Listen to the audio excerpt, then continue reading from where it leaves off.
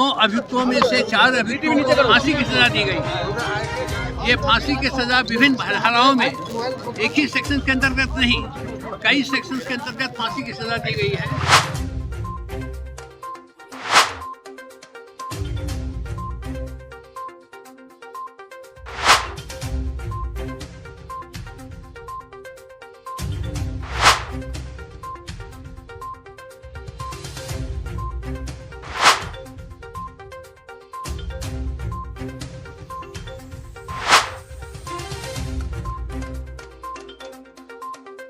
और एक साजिश के तहत एक बहुत ही भयंकर घटना घटी थी। एक मॉब पर अटैक किया गया था, ऑडियंस पर अटैक किया गया था, जिनका कोई कसूर नहीं था, जिसका कोई फॉल्ट नहीं था।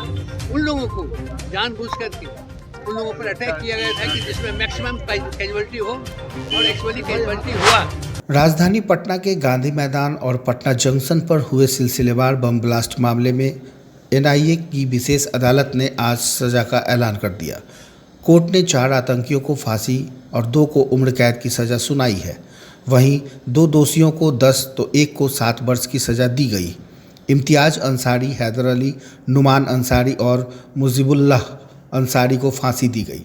27 अक्टूबर 2013 को गुजरात के तत्कालीन मुख्यमंत्री और एनडीए के पीएम कैंडिडेट नरेंद्र मोदी की हुंकार रैली से पहले गांधी मैदान और पटना जंक्शन में हुई वारदात में 6 लोगों की जान चली गई थी। इसके साथ ही करीब 85 लोग घायल हो गए थे। जेल में बंद 10 अभियुक्तों को पिछले महीने की 27 तारीख को अदालत के सामने पेश किया गया था। 9 को मामले में दोषी और 1 को बरी कर दिया गया था। एनआईए कोर्ट ने मामले में उमर सिद्दीकी, अहमद हुसैन, अजरुद्दीन कुरैशी, हैदर अली, इम्तियाज़ अंसारी, मुजीबुल्लाह अंसारी, फिरोज़ अहमद और नुमान अंसारी को आईपीसी एक्ट की विभिन्न धाराओं में, एक्सप्लोसिव एक्ट की विभिन्न धाराओं में, एक्ट और रेलवे एक्ट की विभिन्न धाराओं के तहत दोषी करार दिया गया।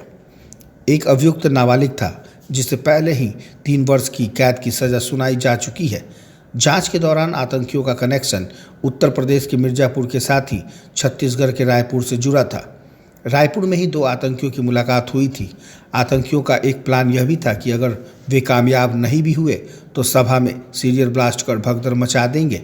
2014 में भी सभी आरोपितों के खिलाफ चार्जशीट दाखिल करने के बाद अब तक 187 लोगों की कोर्ट में गवाही कराई गई थी। 9 अभियुक्तों में से 4 अभियुक्तों को फांसी की सजा दी गई।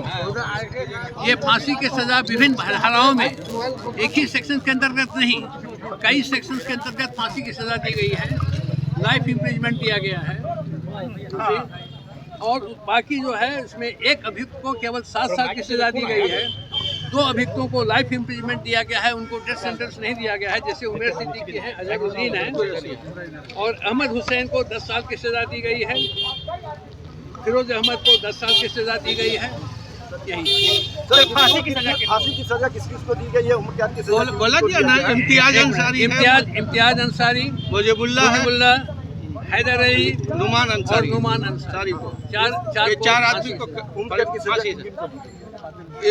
इन लोगों को भी उम्र कैद की सजा दी गई है विभिन्न धाराओं में, फांसी के अलावे, समझिए, और ऐसे भी इम्प्लीमेंट दिया गया है।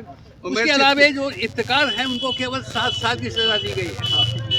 उमर सिद्दीकी और अजहरुद्दीन, उन लोगों ने दोनों कन्फेस किया था, तो उनके कन्फेशन को कंसीडर करते हुए लाइफ इम्प्रिजमेंट दिया गया है 120B 302 और 121 आईपीसी के अंतर्गत।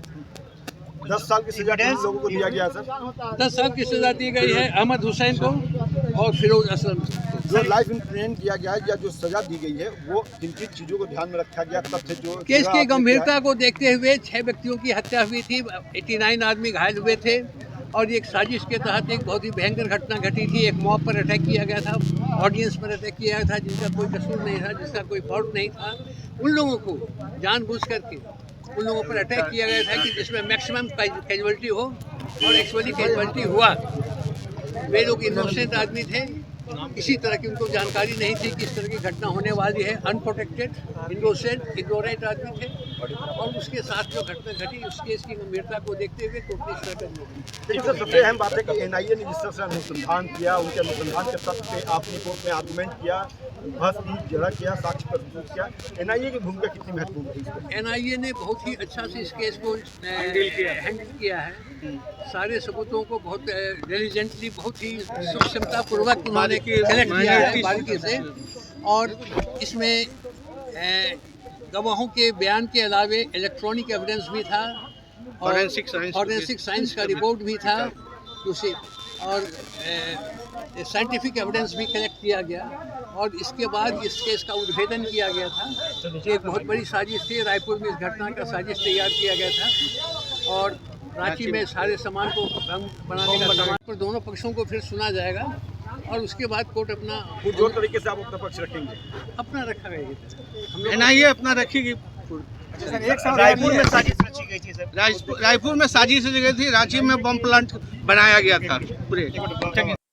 आदर्श समाचार के लिए पटना से कुमार गौतम की रिपोर्ट।